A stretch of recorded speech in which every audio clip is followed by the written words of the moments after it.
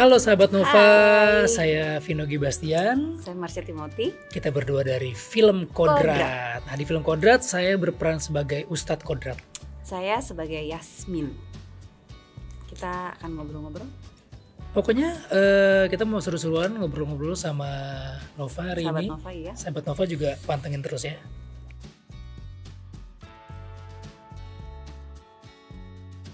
Sebetulnya main jadi ustadz ataupun pemuka agama itu kan sebetulnya walaupun itu fiktif tapi kan nggak bisa main-main gitu. Jadi ketika saya dapetin skripnya, saya bilang sama Charles, kalaupun nanti kita kerjasama nih, kayaknya gue harus ditemenin sama seorang yang benar-benar ustadz dan mengerti banget soal ruqyah. Walaupun Charles Ghazali dan tim penyutradaraan maupun tim penulis skenario udah melakukan riset tentang ruqyah, tentang Ustadz ruqyah ini, ke Rumah Ruqyah Indonesia, terus bertemu dengan beberapa ustadz yang memang menjadi panutan sebagai konsultan untuk film ini. Tapi buat saya pribadi, saya butuh ngobrol langsung, saya butuh pendalaman langsung gitu mengenai bacaan Al-Quran, karena kan ya saya harus belajar lebih lagi nih soal bacaan-bacaan itu, karena bacaan yang dipakai di film ini ayat-ayatnya memang ayat-ayat asli yang dipakai untuk meruqyah gitu. Jadi saya nggak pengen main-main juga. Saya ketemu dengan Ustadz Isman yang menemani kita selama syuting. Setiap gerakan, setiap ucapan, segala sesuatu yang berhubungan dengan Ustadz Kodrat ini dikonsultasikan kepada Ustadz Isman ini.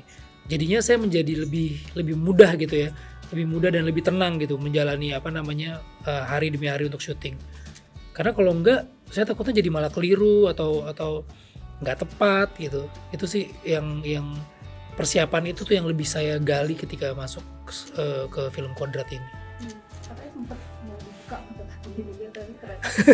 Iya, jadi Tawaran menarik. Jadi kan saya nanya terus, saya orangnya kan cukup aktif itu nanya soal dunia ruqyah, soal ustadz. Pernah saya nanya, sebenarnya kalau ustadz sedang meruqyah, apa yang ustadz lihat? Nah, dia bilang saya nggak bisa ngasih gambaran secara spesifik apa yang saya lihat karena berbeda-beda. Tapi mungkin kalau misalnya Mas Vino mau tahu lebih dalam, melihat sini saya buka ini, biar Mas Vino nggak gitu juga sih Ustadz.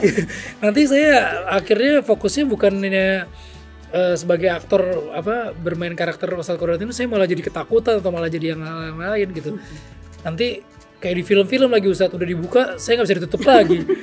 Saya jadi ini, enggak kayak gitu, enggak ada. Terima kasih Ustadz, maksudnya kita lebih ke pendalaman materinya aja gitu. Oh ya udah. Tapi kalau kamarnya tertarik ya untuk dibuka gitu. Enggak dong, saya lagi penakut. Takut nggak siap. Takut nggak apa ya.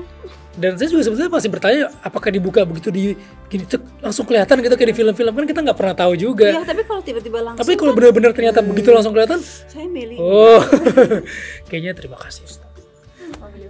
Memilih untuk cool aja. Kayaknya waktu itu untuk Ustadz Isman kayaknya hal demikian tuh bukan sesuatu yang kayak dengan mudah, oh ya mau lihat saya ruqyah, ayo gitu, nggak gitu ya buat dia. Jadi lebih ke research dari mungkin kayak kamu mencari-cari tahu gitu. Tapi kalau melihat sendiri, karena buat dia itu juga bukan sesuatu yang aman untuk bawa ada orang perlu diruqyah dan dilihatin tuh enggak ya gitu. Jadi memang ruqyah itu kan bukan sesuatu yang main-main gitu. Iya. Jadi ketika kan nggak mungkin juga tiba-tiba ada kasusnya. Saya mau lihat dong Ustadz ruqyah. Oh sebentar, saya masukin dulu ya. Saya masukin ke sini, nanti saya keluarin lagi enggak gitu. Dan dia juga sangat berhati-hati gitu menjelaskan soal ruqyah, karena ini berhubungan dengan ayat-ayat suci dan lain sebagainya. Dan jadi bukan main-main sama sekali. Iya, jadi bukan main-main sama sekali, bukan bercandaan juga sebetulnya. Tapi yang mau dia tanamkan adalah sebetulnya ruqyah itu adalah bukan cuma masalah ada setan atau iblis atau sihir di dalam, tapi membersihkan penyakit di dalam tubuh kita gitu kan. Itu juga salah satu bagian dari ruqyah sebenarnya. Misalnya ada sakit apa dengan doa tertentu yang pernah mungkin diajarkan oleh Rasul gitu, itu adalah bagian dari sebenarnya dari ruqyah. Nah, ketika untuk masuk ke film ini memang banyak kayak saya tanya, Kan tapi di YouTube atau di apa kan banyak tayangan-tayangan ruqyah tuh. Dia cenderung kayak kita tidak pernah tahu juga sih itu sebetulnya benar atau itu cuma hanya konten gitu. Jadi lebih baik kita mendalaminya dengan sisi yang lebih bukan melihat itu, tapi lebih pendalaman ke sisi agamanya gitu. Jadi bukan cuma meruqyahnya, tapi secara batin, secara isi itu juga kita paham gitu. Aku sih lebih seneng sih seperti itu. Oke, itu tadi obrolan kita dengan Tabloid Nova. Yes. Nova aja ya? Itu tadi obrolan kita dengan semua Sobat Nova. Jangan lupa tonton Film Kodrat tanggal 27 Oktober Iya. 2022 dan jangan lupa tonton tayangan ini di YouTube Nova. channel Nova.